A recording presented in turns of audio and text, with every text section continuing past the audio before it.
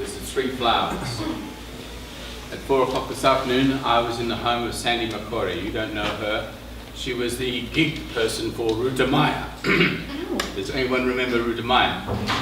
Sandy got the book, The Arcs, for that. And she is 60 today.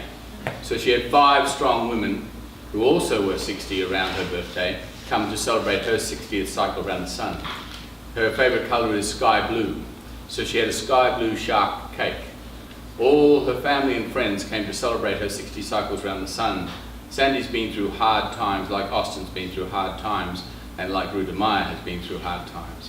But she was celebrating this afternoon, and that celebration vibration carries on through the whole of Slaughter, of the whole of South Austin, right to this place tonight.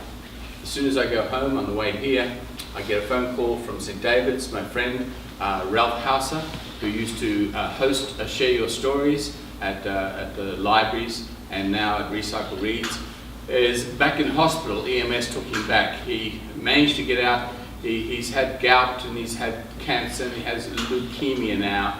But the astonishing thing is, he is not defined by his illness. He's a joyful, happy spirit. So I phoned him and I said, well, what can we do?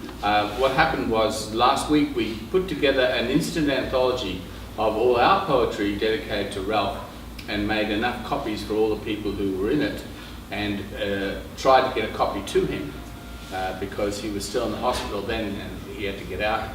As it was, he got out, but only for a day, and they put him back in. He's in room 634, St. David's Hospital. You can't go in there with flowers, but the real or artificial, but you can go in there with a full heart. And you can go in there, as I did, with smuggled chocolate.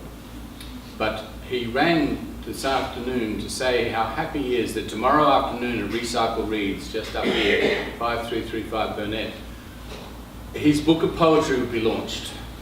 He's never had a book of poetry. People who love him decide, okay, we're going to invest in his continuance of spirit.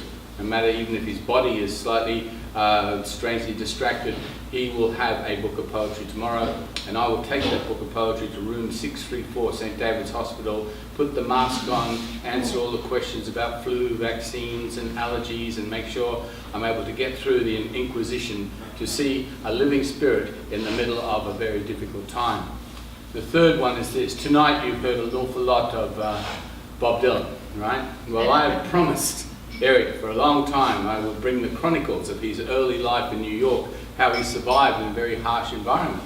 Now the weird thing is I bought several copies and given them away, but I had this copy kept for him and I put it in such a special place so I could bring it to him on the 4th birthday. I couldn't find it. All right, and this was half an hour ago, so raced down to Half Price Books and looked at their shelf. Yeah, they had it there.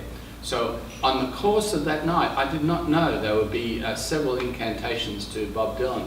But the fact is, Eric is a person who embodies that spirit of survival of harmonies in a difficult environment.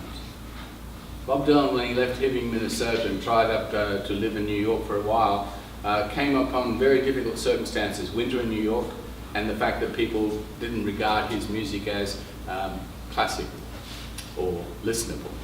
Now, Eric's music is totally listenable, and his songs and harmonies make us aware of the fact that there is a long line of dreaming which comes through souls at all different times and all different songs, and in places like this on the 4th birthday, on the 3rd day of February 2018, 3 flowers, Sandy McCory, Ralph Hauser, and Eric McLeod. Thank you for living.